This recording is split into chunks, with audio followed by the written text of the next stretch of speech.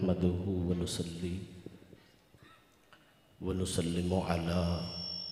سيدنا ومولانا محمد صلی اللہ علیہ وسلم رسوله النبي الكريم الأمين الرؤوف الرحيم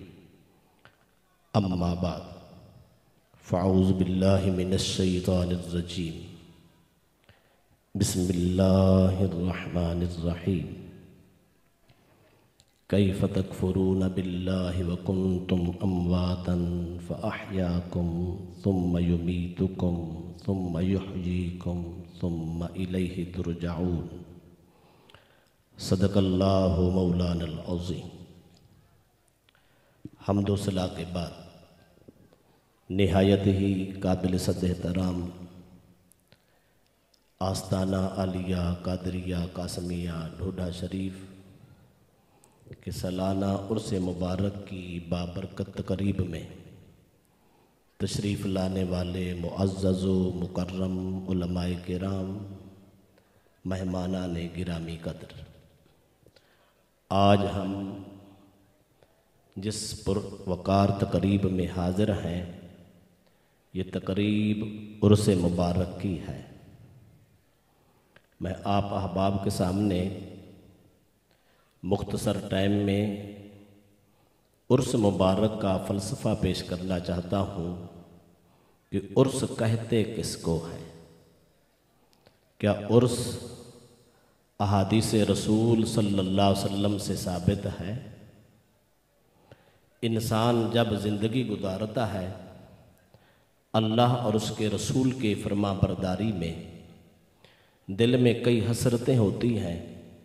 کئی امیدیں اور کوئی امنڈیں ہوتی ہیں۔ ساری خواہشیں ایک طرف، ساری امیدیں ایک طرف، سارے ارادے ایک طرف، ساری خواہشیں ایک طرف، کائنات کی ساری خواہشوں سے بڑھ کر ہر کلمہ گو مسلمان کی خواہش ہوتی ہے کہیں زندگی میں رات کو جب سوئیں تو مقدر جاگے، ظاہری آنکھ بند ہو من کی آنکھ کھلے، کہیں جلوائے والضحیٰ نصیب ہو جائے۔ کچھ لوگ ایسے بھی ہوتے ہیں کہ وہ اس سے بھی ایک قدم آگے بڑھ کر یہ امید ظاہر کرتے ہیں اور رب کی بارگاہ میں یہ خواہش ظاہر کرتے ہیں، مولا کبھی ایسا ہو یہ سر کی آنکھ بھی کھلی رہے، دل کی آنکھ بھی کھل جائے، تیرے محبوب کا جلوہ ہو جائے۔ مقدر والوں کو دنیا میں ہی نصیب ہو جاتا ہے، اگر دنیا میں نہ ہو تو کم از کم کسی کو بوقت موت نصیب ہو جاتا ہے۔ اگر بوقت موت نصیب نہ ہو تو یہ اٹل فیصلہ ہے۔ اللہ کے نبی نے خود ارشاد فرمایا، الموت تحفۃ المؤمن یا الموت جسر، اے موت ایک پل ہے، یوصل الحبیبہ الی الحبیب، ایک محب کو محبوب سے ملا دیتی ہے۔ انسان ساری زندگی حسرت، ساری زندگی امید، ساری زندگی خواہش کا اظہار کرتا ہے، اسی خواہش کو پورا کرنے کے لیے کبھی نماز فجر اٹھ کے پڑھتا ہے، کبھی ظہر و عصر پڑھتا ہے، کبھی مغرب و عشاء پڑھتا ہے، کبھی رات کے اندھیرے میں اٹھ کے تہجد کے لمبے سجدے کرتا ہے، لمبے قیام کرتا ہے۔ کبھی گل پیر گل کی زندگی کو دیکھیں تو رات کو اٹھ کے اللہ کی ضربیں لگاتے ہیں، پیر سید میر کی زندگی کو دیکھیں تو بڑے بڑے وظائف اور چلے لگاتے ہیں، پیر محمد شفیع صاحب کی زندگی کو دیکھیں تو رب کی محبت میں کتنی سرد آہیں بھرتے ہیں، پیر حیدر شاہ صاحب کی مجاہدانہ زندگی کو دیکھیں، اس دین کی خدمت کر کر کے ایک خواہش تھی دل میں، مولا کبھی جلوہ ہو جائے، تیرے محبوب کے چہرے سے نقاب اٹھ جائے، والضحیٰ کا بے مثال چہرہ سامنے آ جائے۔ میں کہنا یہ چاہتا ہوں پیر محمد احمد قادری صاحب نے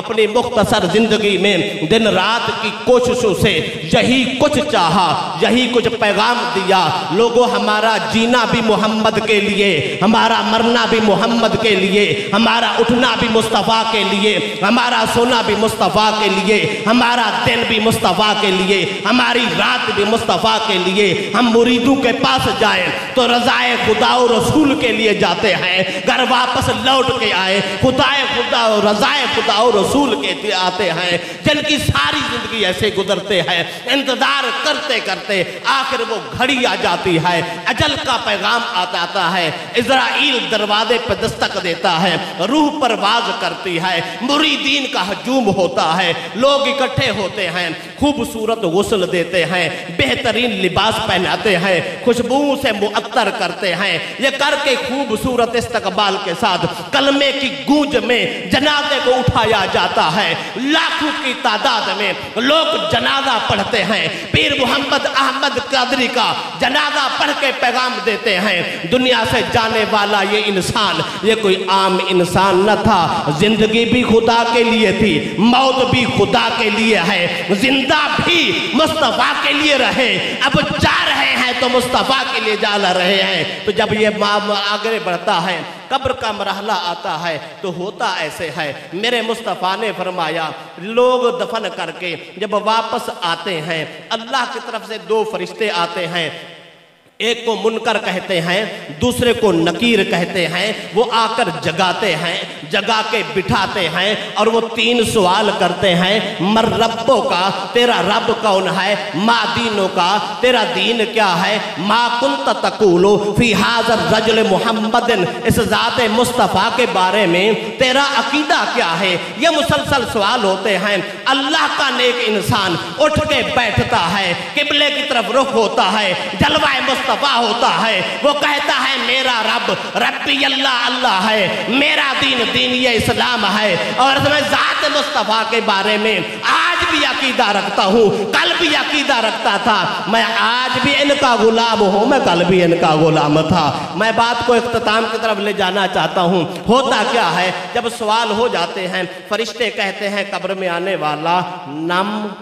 سو جا، وہ کہتا ہے کہیں مجھے اجازت دیں، ارجو الی اہلی اخبرہم، مجھے گھر جانے دو، میں جا کے گھر والوں کو بتا کے آؤں، جس کا انتظار کرتا رہا آج مصطفیٰ کا مجھے دیدار نصیب ہو گیا ہے۔ فرشتے کہتے ہیں نم کنومت العروس، ہم کہتے ہیں واپس نہیں جانا، ایسے سو جا، ایسے سو جا جیسے پہلی رات کی دلہن سوتی ہے، کوئی نہیں اٹھاتا سوا اس کے محبوب شوہر کے، آج سو جا، تجھے کوئی نہیں اٹھاتا۔ اس حدیث سے عروس سے عرس نکلا ہے۔ اللہ کا ولی جب قبر میں جاتا ہے اس کی کیفیت، اس کی حالت پہلی رات کی دلہن کی طرح ہوتی ہے، اس کو نہ خوف ہوتا ہے، نہ فکر ہوتا ہے، نہ حزن ہوتا ہے، کوئی پریشانی نہیں ہوتی، پر ادھر سے دیدار مصطفیٰ کیا، قبر روشن ہو گئی، قبر منور ہو گئی، اب بڑے بے فکر ہو کے جب لیٹتا ہے تو اس کو کہا جاتا ہے اب سو جا۔ آخری جملہ کہنے جا رہا ہوں، لوگوں کیا ہوتا ہے، اس کو کہا جاتا ہے سو جا جس طرح پہلی رات کی دلہن سوتی ہے۔ میں کہنا چاہتا ہوں مصطفیٰ نے اس کی تشریح نہیں کی، جملہ دے کے ہم پہ چھوڑ دیا، جو جیسے جانتا ہے جیسا سمجھتا ہے سمجھ لے۔ ہم اہل سنت بزرگان ڈھوڈا شریف کا دامن پکڑ کے ہم یہ سمجھتے ہیں، میرے مصطفیٰ نے فرمایا جس طرح پہلی رات کی دلہن سوتی ہے اللہ کا ولی ایسے سوتا ہے، مطلب اس کا یہ ہے جس طرح پہلی رات کی دلہن کو نیند نہیں آتی، اللہ کے ولی کو قبر میں نیند نہیں آتی، وہ بھی جاگ رہے ہوتے ہیں، دیدار مصطفیٰ کے مزے لے رہے ہوتے ہیں۔ میں آخری جملہ کہنا چاہتا ہوں، بزرگان ڈھوڈا شریف اللہ کے وہ ولی ہیں، وہ کامل و اکمل لوگ ہیں جن لوگوں نے دنیا سے آنکھ بند کی ہے، اپنے مزار میں اپنی قبر میں آج بھی اسی طرح آرام فرما ہے، نہ حزن ہے، نہ خوف ہے، نہ فکر ہے، کوئی بھی چیز نہیں ہے۔ میرے مصطفیٰ کے دیدار کے بعد قبر آج بھی منور ہے، قبر کل بھی منور ہے، جس طرح پہلے دن سے فیض جاری تھا آج بھی فیض جاری ہے، قیامت تک بزرگان ڈھوڈا شریف کا فیض جاری رہے گا۔ دعا کرتا ہوں اللہ تعالیٰ آج کے ہم سب کی حاضری قبول فرمائے، القاسم ٹرسٹ کی ساری محنتیں قبول فرمائے۔ وما علیہ إلا البلاء۔ ماشاءاللہ، یہ تھے ہمارے سینئر استاد حضرت علامہ مولانا عاشق حسین صاحب، جنہوں نے مخصوص انداز میں اپنی حاضری پیش کی۔